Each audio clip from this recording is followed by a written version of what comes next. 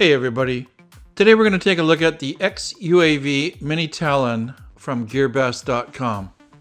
I've had my eye on this little darling for quite a while now, and I think what pushed me over the edge are the number of positive reviews that are coming out on this plane. So I really wanted to get one and experience it for myself, and Adam at GearBest.com was nice enough to hook me up with one, and so we're going to give it a go.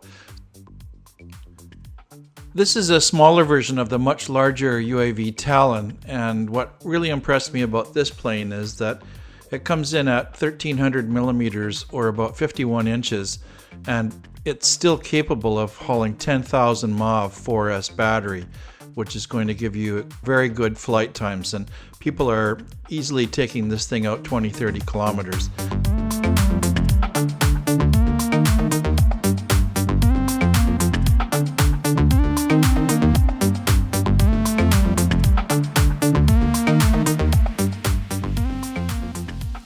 So now it's time to take a look at the fit and finish of the plane and take a look at the quality of the foam itself.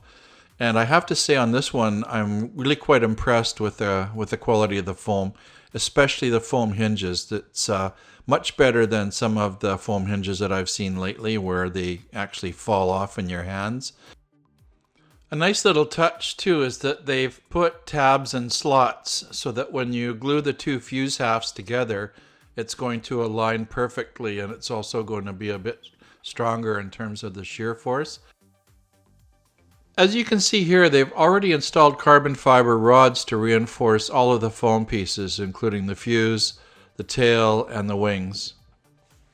They've done something a little different here, and they've actually already installed two carbon fiber wing spars into each of the wings, and the main wing spars themselves that pass through the fuse slip into the ones that are already installed in the wings. So you kind of get a doubled up effect there, but you're also not just cramming the wing spars into raw foam like you normally would.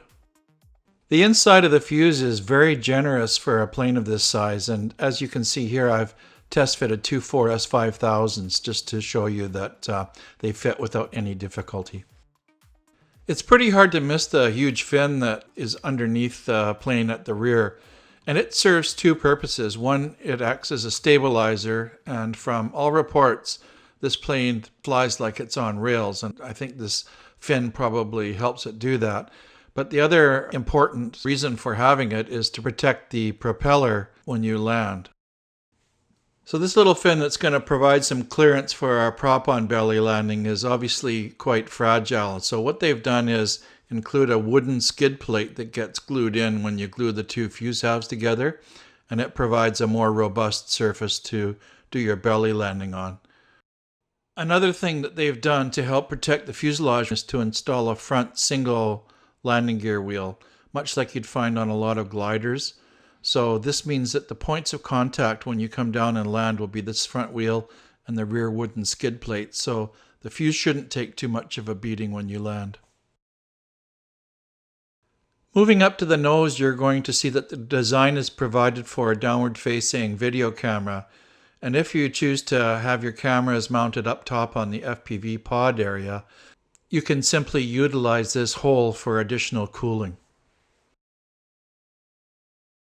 Well, that pretty much covers off the main components of the plane, and I'll be getting back to you in the next video after I've had a chance to assemble it, just to see what more can be learned from the assembly process. So I'm looking forward to the little bit of a build that there is. I'd like to leave with a big shout out to Adam over at GearBest.com for hooking me up with this plane. And I'll leave a link in the video description that will take you to the product page on GearBest's website. Something I should have mentioned earlier, but this plane is not a new design. It's actually kind of a late bloomer that's finally coming into its own as it's being discovered by a lot of people that are looking for something that's easy to throw in the car and is very capable for short and medium range FPV cruising.